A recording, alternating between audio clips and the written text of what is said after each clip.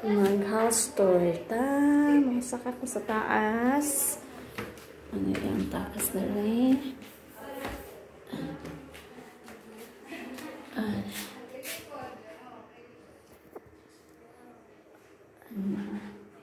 Mahilig siya sa salamin. That's the reflection. Yan. Yan po ang kanyang baba.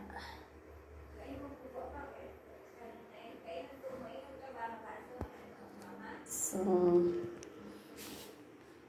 pasok ako ngayon sa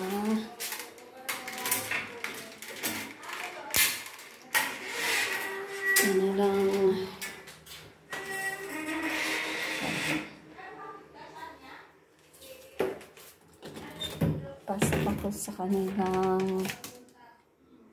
office. Kaso lang, mayroong gamit kasi dito ako natutulog. Kasi yung guest room nila ay doon po ang kanilang katulong na tulog. So, wala na akong space nung nagbisita ako ngayon dito sa kanila. At dito po yung pamangkin ko kung mag work from home sila, ito po yung kanilang office. Dito po sila nagtatrabaho. Ito sa kanyang asawa, sa pamangkin ko. At sa kabila naman ay para sa kanyang asawa.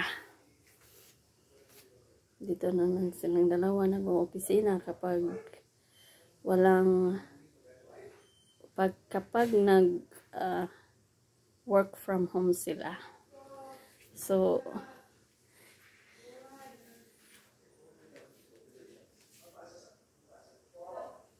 puro kasi sila na online ang kanilang, kumbaga nasa call center sila nagtatrabaho, pero yung trabaho nila ay sa bangko.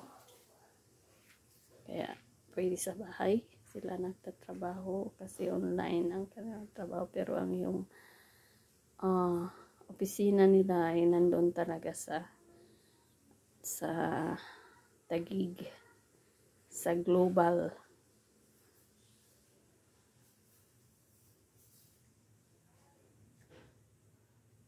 Yan po picture ng aking pamangkin.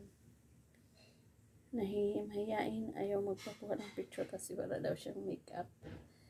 Pero tingnan mo siya, ang ganda. Artistahin din ang dating.